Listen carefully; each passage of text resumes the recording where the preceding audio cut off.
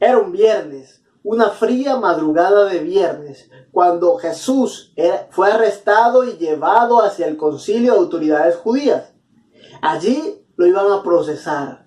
Llevaron testigos falsos que dijeron mentiras acerca de lo que Jesús había dicho, de lo que Jesús había hecho. Como era de esperarse, tales mentiras no coincidían y no representaban todavía un testimonio válido para condenar a Jesús. De inmediato, el sumo sacerdote lo que hizo fue que se acercó a Jesús y le hizo la pregunta de si él era el Cristo, el Hijo del Dios viviente. A lo que Jesús respondió: tú lo has dicho. Y no solo eso, sino que verás al Hijo del Hombre viniendo en las nubes con poder. Verás al Hijo del Hombre sentado a la diestra del poder, viniendo con toda autoridad. Jesús estaba diciendo: volveré. Y Jesús volverá. Eso fue una profecía de que Él volverá a juzgar a vivos y muertos. Pero en ese mismo lugar en el que se estaba dando todo eso estaba Pedro, uno de los discípulos de Jesús, uno de los principales discípulos de Jesús. Pedro estaba calentándose junto con otras personas que se encontraban en el lugar. En eso, una de las mujeres, una de las criadas del sumo sacerdote, le pregunta y le dice, le afirma: tú estabas con el Galileo, tú estabas con Jesús, tú estabas con ese hombre, tú eras uno de ellos. A lo que Pedro simplemente dijo: no, yo de este hombre no lo conozco, nunca lo he visto. 3 veces negó Pedro a Jesús entre el canto de un gallo y otro. La tercera de las veces, maldiciendo y profiriendo maldiciones y jurando: yo no conozco a este tipo, y diciendo cualquier cantidad de cosas. Ya Jesús había anunciado que Pedro lo iba a traicionar, a pesar de que Pedro se creía muy firme y decía: no, yo moriré contigo y yo seré fiel contigo hasta la muerte. Pero ante la presión de una simple criada, Pedro negó a Jesús. No fue un soldado romano, no fueron las grandes autoridades y líderes políticos o religiosos o alguien más fuerte o más importante que él el que dijo las palabras para que Pedro negara a Jesús. Fue una criada. Lo cual me lleva a pensar que a veces tenemos por pequeñas o por insignificantes las tentaciones. Pero por muy pequeñas que parezcan, por muy pequeñas que sean, debemos tener muchísimo cuidado con ellas. No solamente con las grandes tentaciones son con las que tenemos que tener cuidado, o las que hacen que pequemos o que cometamos grandes pecados. La más pequeña tentación puede causar un gran dolor a nuestro corazón y puede causar que fallemos a nuestro Señor. Una pequeña chispa incendia un gran bosque. Una pequeña fisura, una pequeña grieta puede hundir un barco. Una pequeña gota de veneno puede acabar con la vida de una persona. Tal vez cualquiera diría: no, era simplemente una criada, no habría motivos para tener miedo. Era más sencillo dar la vuelta y huir si quería salvar su vida. Pero no. Ya Jesús había profetizado que Pedro lo iba a negar 3 veces antes de que el gallo cantara por segunda vez. Y así ocurrió. Pedro negó a su Señor. Pedro negó a ese Señor que había sanado a su suegra. Pedro negó a ese Señor del cual había visto tantos milagros. Pedro negó a ese Señor que había enseñado tanto a su vida. Nosotros debemos tener cuidado con la más pequeña tentación, con la más mínima tentación, con un poquitico de levadura leuda toda la masa. Ayer, en el video de ayer, el video del jueves, nos compartían una enseñanza de Jesús donde le decía a Pedro apenas unas horas antes: velen y oren para que no caigan en tentación, estén alertas para que no caigan en tentación. Pedro hizo caso omiso a ello, durmió y pecó. ¿Y de qué manera pecó Pedro? Porque no solamente negó a Jesús, sino que unas horas antes, inmediatamente Jesús le había dicho: velen y oren para que no caigan en tentación. En el momento en que Jesús es arrestado, Pedro sacó una espada, una daga pequeña, y cortó la oreja del siervo del sumo sacerdote. Pedro había cortado la oreja de un hombre. Seguramente no tiró a cortarle la oreja, sino que intentó matarlo, y al esquivarla pues habrá cortado la oreja. Y Jesús tomó la oreja de ese hombre y se la puso, y fue un milagro de Jesús donde lo sanó y le dijo a Pedro, lo reprendió por haber intentado matar a la persona y dijo: el que a espada mata, a espada morirá. Pero no solamente eso, sino que cuando Jesús es arrestado, Pedro, al igual que los otros discípulos, lo abandonaron y huyeron del lugar. Y ahora, en la misma noche, entre la noche y la madrugada, aún no había amanecido, cuando Pedro ya lo estaba negando 3 veces entre canto y canto del gallo.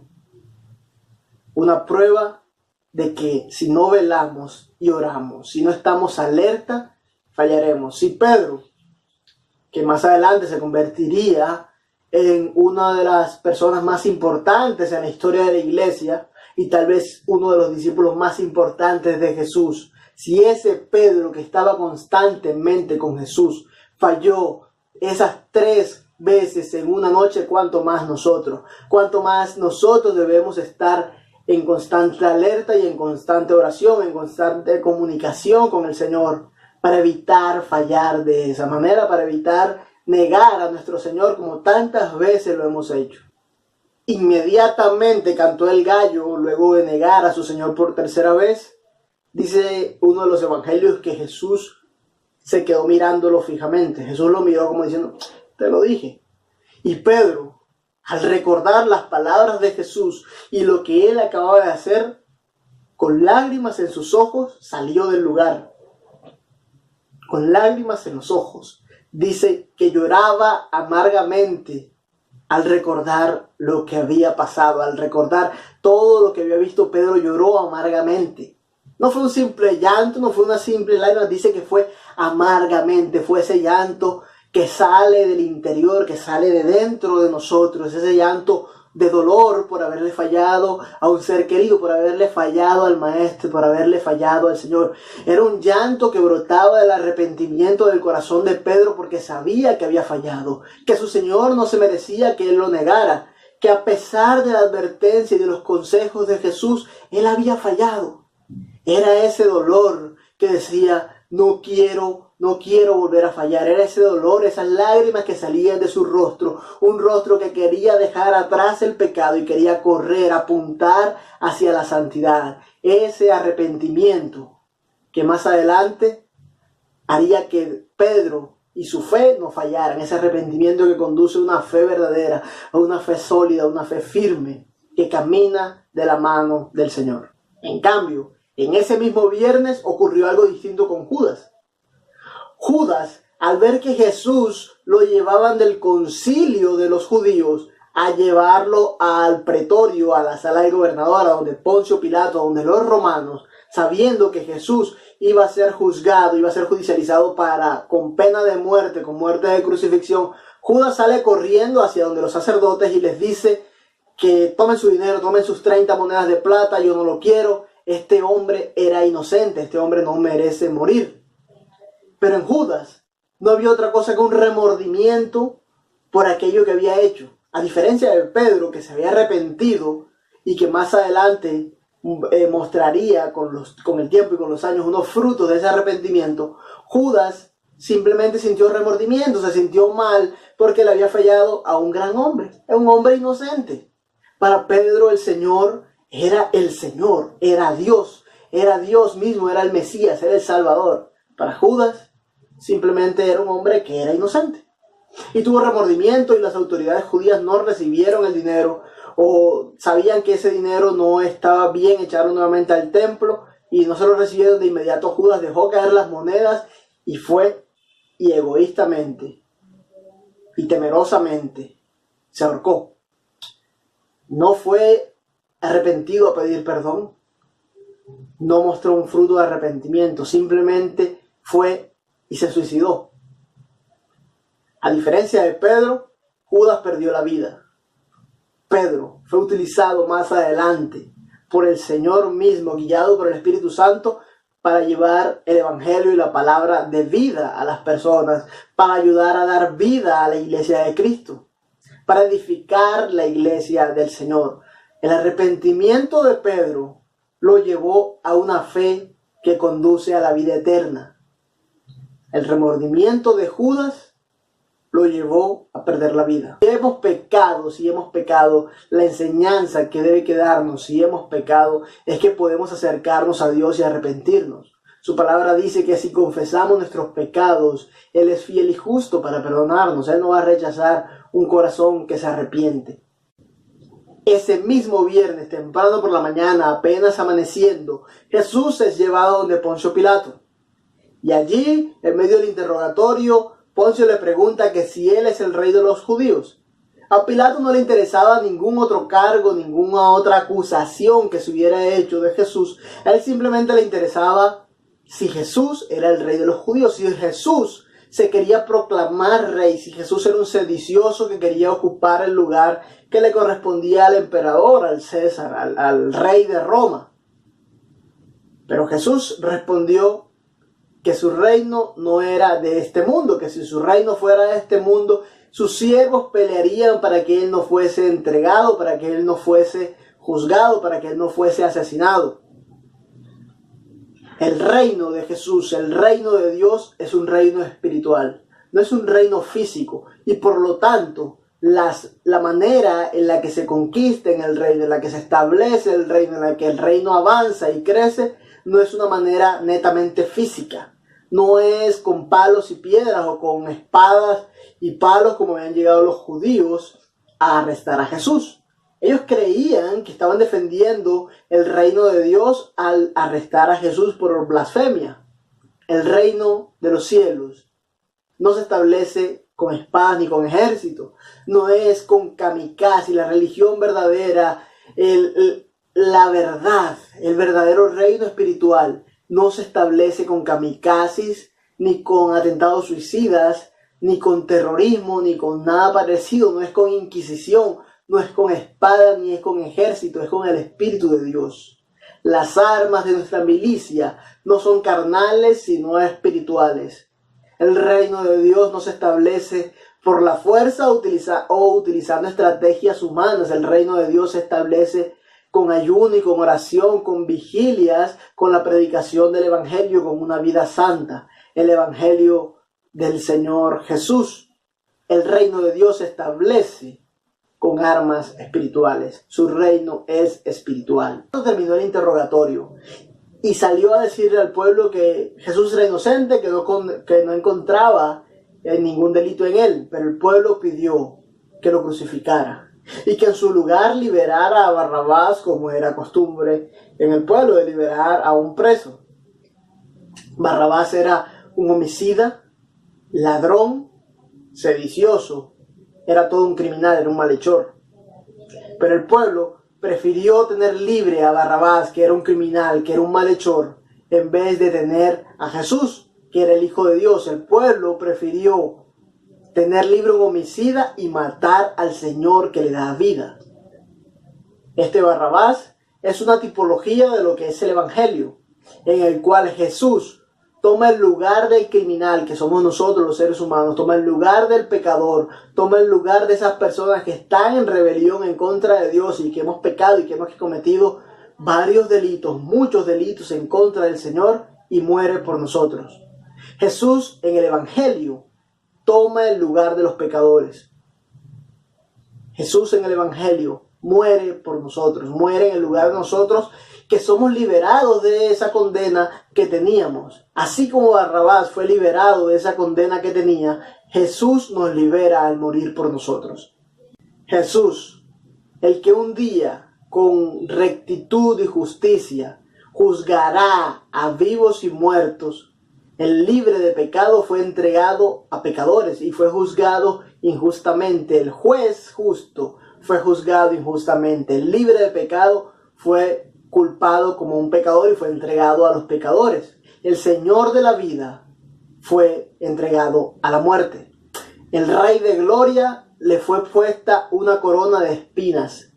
Al Rey de Gloria, digno de adoración y de alabanzas, fue burlado, fue escupido, fue golpeado. El Rey de Gloria, ante el cual toda rodilla se dobla y toda lengua confiesa que Él es el Señor, fue burlado.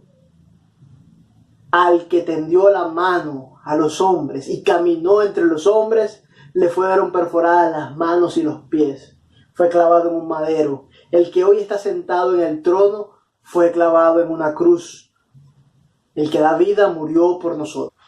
Estando en la cruz y sufriendo toda la agonía de estar en la cruz, Jesús exclama: Dios mío, ¿por qué me has desamparado o por qué me has abandonado? Dicen otras versiones. Jesús lanza el ruego al cielo y la gente lo que hace es burlarse de él diciendo: miren, llama a Elías, a otro salvó, ¿por qué no se salva él mismo? Si eres el Hijo de Dios, baja para que creamos en ti. Pero Jesús dice: Dios mío, ¿por qué me has desamparado? Era porque en ese momento Jesús en la cruz del Calvario estaba cargando con todos los pecados de todo aquel que cree, de todos los pecados de la humanidad. Estaba cargando con los pecados del mundo. El libre de pecado ahora estaba hecho pecado, estaba cargando el pecado de todas las personas. El único inocente, el único que no cometió pecado en toda la historia de la tierra, ahora estaba cargando pecado. Y Dios lo desamparó momentáneamente. Dios se hizo a un lado. El Padre, estando en los cielos, quitó la mirada de su Hijo hecho pecado. Eso para Jesús fue desgarrador. Jesús estaba recibiendo en ese momento no solamente la agonía del dolor físico de ser azotado y de tener su carne desgarrada y de cargar con la corona de espinas y todo el derramamiento de sangre y las muñecas, las manos horadadas, perforadas por los clavos, igual que los pies, y con la dificultad de respirar, él exclama: Dios mío, ¿por qué me has abandonado? Él estaba recibiendo toda la ira de Dios que tú y yo, como pecadores, debíamos recibir. Toda esa condenación que tú y yo deberíamos recibir por cada pecado cometido. Jesús lo estaba viviendo en carne propia. Solamente el verdaderamente hombre y el verdaderamente Dios podía expiar nuestra culpa. Solamente alguien que fuera verdaderamente Dios y verdaderamente hombre podía soportar la ira de Dios, podía satisfacer la ira de Dios. Y ese fue Jesús, que cargado en la cruz, que colgado en el madero, estaba soportando y estaba cargando sobre sí todo el pecado tuyo y mío, y estaba soportando esa copa de la ira, esa amarga copa de la ira que Dios lo había enviado a la tierra a beber, a recibir. Y estando allí, todavía las personas lo que hacían era burlarse de él, era decirle: bájate para que creamos en ti, bájate si eres el Hijo de Dios. Pero si no habían creído con los milagros, ese pueblo que había sido alimentado por él, ese pueblo que había sido testigo de los milagros de él, ese pueblo que había visto sanidades, que había visto multiplicación de panes y peces, que había visto resucitar muertos, que había visto tantos milagros, ahora pedía un milagro más. No habían creído con los anteriores, no habían creído con todas las enseñanzas y toda la autoridad que Jesús había demostrado, y pedían un milagro más para poder creer en él. Ese pueblo que ahora gritaba que lo crucificaran y que ahora lo había crucificado. Jesús, estando en la cruz del Calvario, satisfizo la ira de Dios. Jesús, estando en la cruz del Calvario, dice la palabra que hubo oscuridad como por 3 horas. En pleno día, no podía ser un eclipse, porque la Pascua, recordemos que había sido crucificado en tiempo de Pascua, se hacía durante la luna llena, y durante la luna llena no es posible que haya un eclipse, y muchísimo menos que dure 3 horas. Dice la palabra que hubo tinieblas durante 3 horas. Y en el momento en que Jesús dice: tengo sed, le dan a beber vinagre. El Dios que da la vida, el que hace que broten ríos de agua viva de nosotros, ahora le daban a beber vinagre. Pero en el momento en que él bebe el vinagre, dice: consumado es. Consumado es. La transacción se realizó correctamente. La transacción está finalizada. La deuda que tenían aquellos que habían pecado contra Dios ha sido saldada. La totalidad de la deuda ha sido cancelada. Hemos pagado, y él pagó con precio de sangre. Jesús dijo: consumado es. Es una transacción legal, el cambio se ha hecho. Ahora ellos pueden ser hechos hijos tuyos, le dice al Padre. Consumado es, significa que ahora tenemos acceso al Padre. Inmediatamente Jesús dice consumado es, entregó el Espíritu, dice la palabra. Quiere decir que Él voluntariamente dijo, ya, está hecho, llévame, acaba con mi vida, le dijo a Dios. Entregó el Espíritu a Dios y de inmediato, no solamente el cielo estaba oscuro, sino que ahora hubo un gran temblor, un terremoto. Dice que las rocas se partieron, que los sepulcros se abrieron y el velo del templo, un gigantesco velo que había en el templo de los judíos, que separaba un lugar santo del lugar santísimo donde se suponía que una vez al año bajaba la presencia de Dios y que solamente el sumo sacerdote, luego de unos ritos de purificación, podía entrar. Ese velo se rompió, se rasgó de arriba abajo por la mitad, simbolizando de que ahora esos muertos que estaban en el sepulcro, estos que estaban muertos en pecado, ahora podían venir a la vida, simbolizando que aquellos que estaban separados de Dios y que estaban fuera de la voluntad de Dios y que no podían acercarse a Dios porque el pecado les impedía ver la santidad de Dios, ahora tenían acceso al Padre. Jesús, cuando entrega el Espíritu, cuando dice consumado es, lo que está diciendo es ahora ustedes que habían pecado, si creen en mí pueden acceder a Dios. Ahora ustedes que estaban condenados, si creen en mí pueden ser libres del pecado. Ahora ustedes que estaban bajo la ira de Dios pueden venir a mí y reconciliarse con Dios. Ahora ustedes que estaban en rebeldía pueden venir a ser hechos hijos de Dios, a volverse en amistad con Dios. Ese velo se rasgó. Se rasgó de arriba a abajo, demostrando que fue del cielo a la tierra donde vino nuestra salvación. Del cielo a la tierra fue donde vino la reconciliación de nosotros con el Señor. Del cielo a la tierra fue que vino nuestra salvación. El velo se rasgó y ya no necesitamos toda esa serie de ritos y de ceremonias que hacían los judíos para purificarse y para poder acercarse un poco a Dios, para que ya no necesitamos un sumo sacerdote levantado cada cierto tiempo, porque un sumo sacerdote, varón perfecto, sin mancha y sin pecado, un cordero de la expiación que fue Jesús, hizo un sacrificio una vez y para siempre. Una vez y para siempre. Ya no necesitamos esas ceremonias que hacían los judíos para purificarse y para poder acercarse a Dios. Ahora tenemos libre acceso, libre entrada al trono de la gracia. Tenemos libre entrada ante Dios. Lo único que necesitamos es creer en Jesús. Es creer en la obra del Señor. Es creer en lo que Él ha hecho. Él murió en la cruz del Calvario cargando con nuestros pecados. Él murió por amor. Y por amor se mantuvo allí todo el tiempo necesario. Y dice la palabra que derramó hasta la última gota de su sangre. De hecho, cuando fueron a verificar si estaba muerto, traspasaron su costado con una lanza. Y de su costado salió sangre y agua. Sangre que derramó por nosotros. Y agua que nos da, que simboliza vida, que simboliza nacimiento. Que nos da un nuevo nacimiento. El velo se rompió y hoy tenemos acceso a Cristo, tenemos acceso a Dios, tenemos acceso al Señor, podemos pasar libremente a través de Él, porque Jesús abrió el camino hacia el Padre. Un sacrificio, una vez y para siempre, y tenemos acceso al Padre a través de Jesús. No necesitamos ritos, ni ceremonias, ni intermediarios distintos a Jesús, solamente necesitamos a Cristo. Con la fe en Jesús podemos acceder a Dios. No importa cuánto hayas pecado. No importa si has negado al Señor, si lo has traicionado. No importa si has cortado la oreja de alguien, si has robado, si has sido un rebelde toda tu vida contra el Señor. No importa cuál pecado hayas cometido. Jesús cargó en Él todo el pecado. En el momento en el que Él está en la cruz, en el momento en que Cristo está en la cruz, Él es el Dios omnisciente, Él lo conoce todo, Él lo sabe todo y Él vio incluso el pecado que tú y yo habíamos cometido y que vamos incluso a cometer más adelante. Y dijo, no importa, yo los amo, yo muero por ellos, yo cargo con ese pecado en la cruz. Y lo cargó allí. Y allí recibió el castigo que merecíamos tú y yo por esos pecados.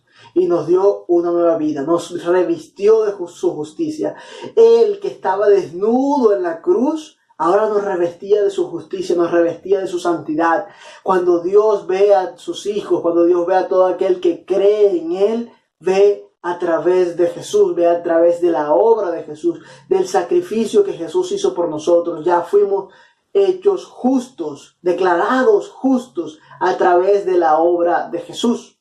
Tenemos acceso al Padre y no necesitamos más nada, solamente creer en Cristo, en que es el Hijo de Dios y en que perdona nuestros pecados, en que la obra que se hizo, la hizo conforme a la voluntad de Dios. Dice la palabra que Él vino a los suyos, pero los suyos no lo recibieron. Mas todo aquel que lo recibió, todo aquel que cree en su nombre, le dio la potestad de ser hechos hijos de Dios. Si tú quieres ser un hijo de Dios, un verdadero hijo de Dios, si quieres que tus pecados sean perdonados, mira la cruz. Mira a Jesús en la cruz del Calvario. Mira hoy viernes, el sábado, el domingo, el lunes, cada día de la semana, todos los días de tu vida, mira la cruz del Calvario. Mira el sacrificio que hizo Jesús por amor a ti y por amor a mí. Mira ese sacrificio hecho en la cruz del Calvario por nosotros. Mira todo lo que Cristo tuvo que soportar, incluso ser desamparado por el Padre para reconciliarnos con Dios. No te pierdas ninguno de los videos que tenemos para ti. Este video lo hemos dejado como una lista de reproducción, al igual que todos los de la semana, a través de nuestro canal en YouTube. Mi nombre es Winston Socarrás. Esperen el próximo video, el video de mañana sábado, que les aseguro que les va a encantar. Esperamos que sean de edificación para sus vidas. Esto es Desde la Azotea y nos vemos en un próximo video. Recuerden, todo lo que les he dicho al oído, todo lo que les he susurrado en la intimidad, grítenlo desde la azotea.